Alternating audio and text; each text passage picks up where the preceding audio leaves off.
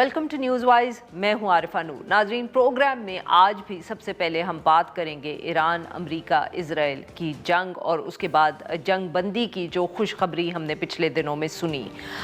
इस वक्त सबकी जो तवज्जो है दुनिया में वो पाकिस्तान पर है, ख़ास तौर पे इस्लामाबाद, क्योंकि यही कहा जा रहा है कि जंग बंदी के बाद अब ईरान और अमेरिका के जो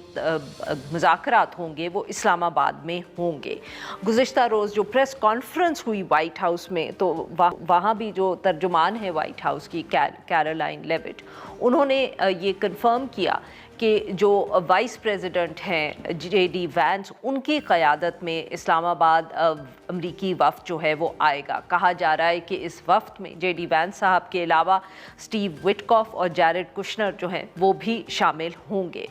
कुछ मीडिया रिपोर्ट्स ये कह रही हैं कि ये जो अमरीकी वफ़द है ये आज रात को इस्लामाबाद पहुंच जाएगा। जो ईरानी वफ़द है उसके अंदर उनके वज़ीर ख़ारजा और स्पीकर दोनों मोहम्मद बाक़िर कालिबैफ और जो अब्बास अराक़ची हैं वो दोनों इस्लामाबाद आएंगे, बट उनके बारे में कहा जा रहा है कि वो भी आज रात को या कल के दिन पहुंच जाएंगे। कहा यह जा रहा है कि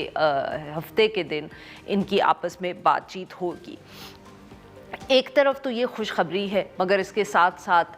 लोग बहुत खदशात का भी इजहार कर रहे हैं और ये भी आहिस्ता आहिस्ता वाज़े होता चला जा रहा है कि ईरान और अमेरिका के दरमियान अभी भी काफ़ी फ़र्क हैं इन टर्म्स ऑफ कि उनको चाहिए क्या इस जंग बंदी से। एक तरफ तो जो ईरान है उसका मौक़िफ़ ये है और वो अब ये कह भी रहे हैं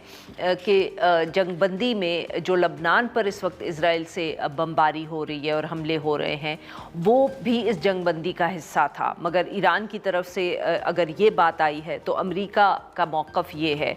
कि ये लबनान में जो कुछ भी हो रहा है उसका ताल्लुक़ अमेरिका और ईरान की जंग बंदी से नहीं है।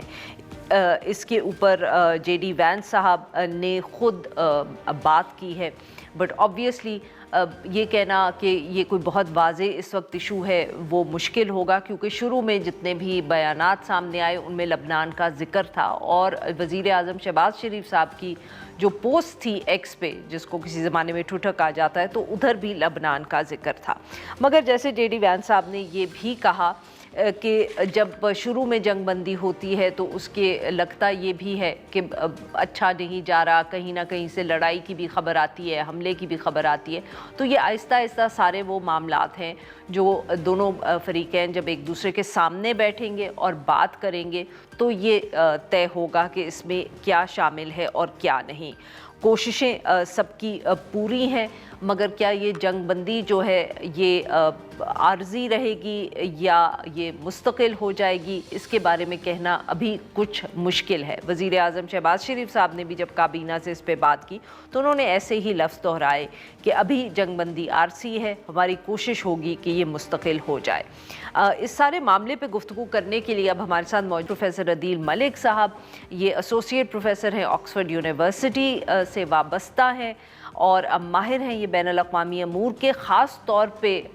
जो मिडल ईस्ट का इलाका है इस पे ये बहुत गहरी नज़र रखते हैं और रिसर्च करते हैं। Welcome to the show Adeel साहब। जी अदील मलिक साहब, सर सबसे पहले तो इस सवाल से शुरू करेंगे कि ये जंग बंदी जिस तरह हुई और आने वाले दिनों में जो मुज़ाकरात होंगे उनमें से क्या नतीजा निकलेगा, आप इस सारे मामले को सर कैसे देख रहे हैं? बिकॉज ऑब्वियसली सहाफ़ी, डिप्लोमेट्स वो तो इस पे कमेंट कर ही रहे हैं, बट अब क्योंकि आप तो दहाइयों से इस खित्ते को देख रहे हैं और यहाँ की सारी सियासत देख रहे हैं, तो फॉर समबडी लाइक यू जो इतने लंबे तनाज़र में ये सारी डेवलपमेंट्स को देखता है, how do you view these developments? जी, बहुत शुक्रिया आरफा। सबसे पहले तो बहुत आजाना एक क्लैरिफिकेशन कि मैं आलमी उमूर का माहिर नहीं हूँ, लेकिन ये है कि मैं एक पॉलिटिकल इकोनॉमिस्ट हूँ और जैसे आपने फरमाया मैं मशरक़ वस्ता में जो सियासत और मईशत का गठजोड़ है उसको देखता हूँ। तो जैसे आपने फरमाया, मेरे ख्याल में जो एक बहुत बड़ी तब्दीली आरफा आ रही है वो ये है कि इस वक्त जो इंटरनेशनल सिस्टम है उसमें ज़ाहिर है एक रूल बेस्ड सिस्टम होता था। कहीं भी कोई मसला दरपेश हुआ तो यूनाइटेड नेशंस, अक़वाम मुत्तहिदा हरकत में आती थी, यूरोपियन यूनियन حرکت میں آتی تھی، مختلف اسٹیک ہولڈرز آتے تھے۔ اب یہ جو تنازع ہے اس سے تقریباً 2-3 سال پہلے سے ہی آہستہ آہستہ دھیرے دھیرے اقوام متحدہ بھی غیر فعال ہوتا جا رہا ہے، اور جو یورپ اور امریکہ کے درمیان بھی ایک خاص طرح کی رنجش ہے، ٹرسٹ ڈیفیسٹ ہے، کوئی اعتماد سازی نہیں ہے۔ تو یہ ہم ایک لحاظ سے ایک بڑا جو ویکیوم ہے، جو بہت بڑا خلا ہے، اس خلا کے اندر یہ جنگ ہوئی ہے، اور اس خلا کو اب پر کر رہے ہیں گلوبل ساؤتھ اور وہ پاکستان کی طرح کی ریاستیں، کہ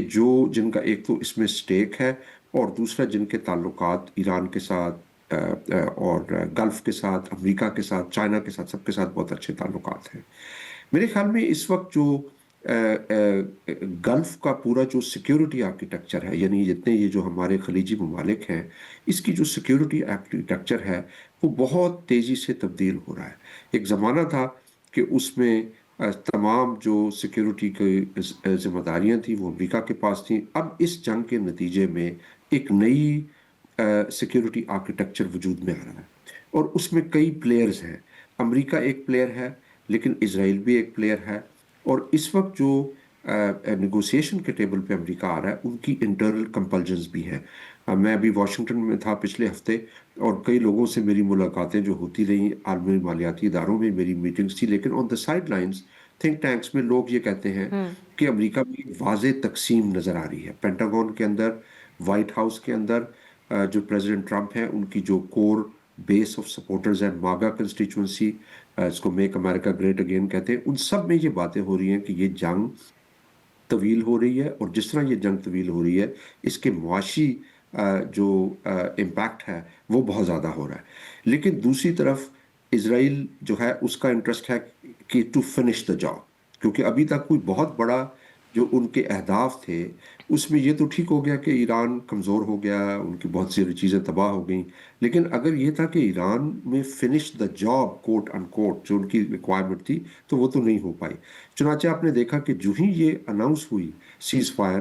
تو اسرائیل نے نہ تو اس کو ویلکم کیا، نہ اس کے اوپر کوئی